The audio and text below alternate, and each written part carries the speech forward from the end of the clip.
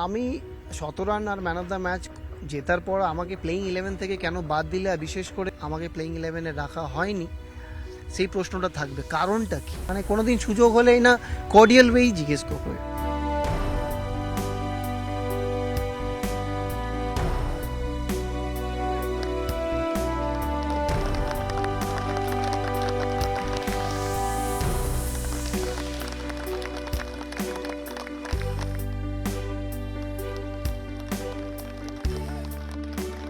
কুড়ি বছরের এই জার্নিটায় পাওয়া না পাওয়া অনেক কিছু আছে, কিন্তু সব থেকে বড় না পাওয়াটা কি, যেটা সত্যি পাওয়া গেল না পুরো ক্রিকেট, ইন্ডিয়া হোক, আইপিএল হোক, ডোমেস্টিক হোক, সব মিলিয়ে? টেস্ট ক্যাপ, ইন্ডিয়ার হয়ে টেস্ট ক্যাপ, ভারতের হয়ে টেস্ট ক্যাপ পাইনি। আমি একটা সময় 65টা ফার্স্ট ক্লাস ম্যাচ যখন খেলেছিলাম, আমি দেখছিলাম, মানে চোখের সামনে এসেছিল, তখন আমার অ্যাভারেজ 65-র ওপরে ছিল। আর অস্ট্রেলিয়া টিম এসেছিল, 130 করলাম চেন্নাইতে ফ্রেন্ডলি ম্যাচে। তারপরে ইংল্যান্ডের সঙ্গে 93 ফ্রেন্ডলি ম্যাচে। আই ওয়াজ ভেরি ক্লোজ, মানে আমার জায়গায় যুবরাজকে নেওয়া হয়েছিল। টেস্ট ক্যাপ না পাওয়াটা প্লাস ওই 100 রান করার পর ম্যান অফ দ্য ম্যাচ পাওয়ার পর 14টা ম্যাচ খেলায়নি। আর বিশেষ করে যখন আত্মবিশ্বাস পিকে থাকে, তখন কেউ যদি ভাঙচুর করে দেওয়া একটা, তখন ওই প্লেয়ারটাই মরে যায় প্রায়। কেন, মানুষের জীবনে তো আত্মবিশ্বাসটাই সব কিছু, সব কটা প্রফেশনে। কোটানকোট যারা সেই স্বপ্নটাকে মারলো, তো এই মৃত্যু যারা দিল, তাদের দায়ী কারা? কোনো নাম এখন যাদের কথা মনে হচ্ছে, হয়তো হাসিও পাবে, কিন্তু তার সেই নাম কেউ?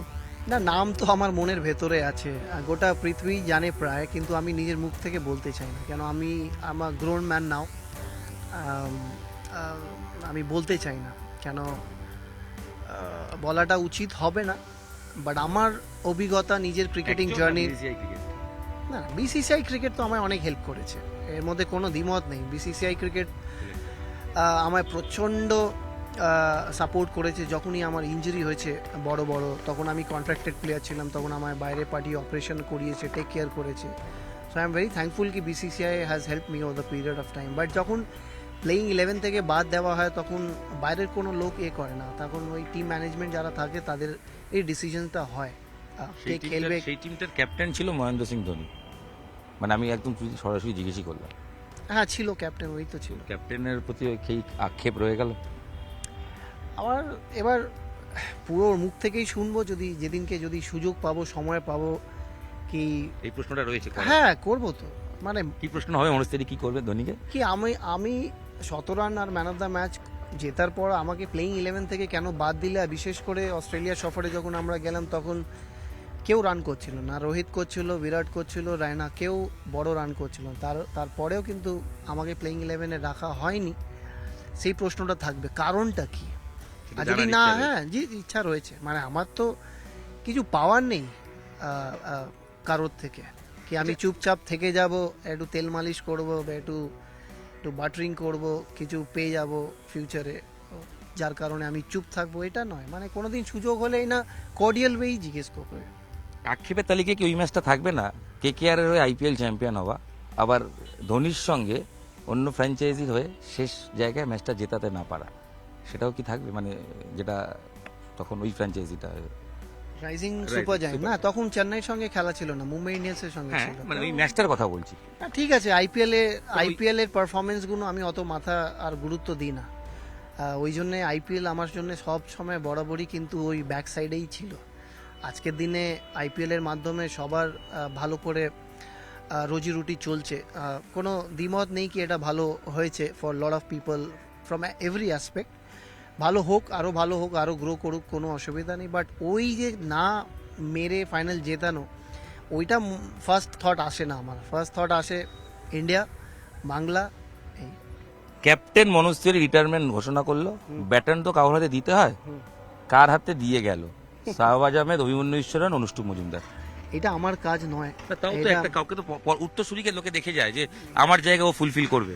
না, এটা আমার কাজ নয়। ওই জন্য কাকে দেখছে ক্যাপ্টেন হিসেবে? আমি কাউকে দেখছি না আপাতত।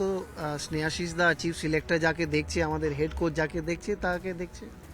সবার মধ্যে দেখো, প্রশ্ন করে কি MS ধোনি আর সৌরভ গাঙ্গুলি দুজনের মধ্যে কে সবচেয়ে বড়, এটা একটু আনফেয়ার কোয়েশ্চেন হবে। কেন হবে আনফেয়ার? কেন না, তারা এরা তো সবাই সেরা আছে, কিন্তু আমরা তো না যুবরাজকে ক্যাপ্টেন্সি রোলে কোনোদিন দেখেছি, না সেহওয়াগকে দেখেছি, না রাহুল দ্রাবিড়কে অত বছর অবধি দেখেছি, না গম্ভীরকে দেখেছি। তো কম্পেয়ার করাটা মানে একটু আনফেয়ার হয়ে যাবে। তো যে ট্রফি জেতায় সেই বড় ক্যাপ্টেন আজকের দিনে যা সিচুয়েশন। কিন্তু আমি দেখতে চাই ওই ক্যাপ্টেন মানে যে ট্রফিও জিতছে প্লাস ছেলেদেরকে তৈরিও করছে। Thank you. আত্মবিশ্বাস বজায় রাখলেই মনোজ তিওয়ারি হওয়া যায়। তবে মনোজ তিওয়ারির আক্ষেপ এখনও রয়ে গেল, সেঞ্চুরি করার পর কেন ভারতীয় দল থেকে বাদ পড়তে হয়েছিল, কেন টেস্ট ক্যাপ পাওয়া গেল না। মহেন্দ্র সিং ধোনিকে পেলে এই প্রশ্নটা মনোজ তিওয়ারি করতে চান, কারণ সেই প্রশ্নের উত্তর আজও খুঁজছেন মনোজ তিওয়ারি ক্রিকেটের শেষ দিনে এসে। ক্যামেরায় কুণালের সাথে ইরন রায় বর্মন, নিউজ 18 বাংলা।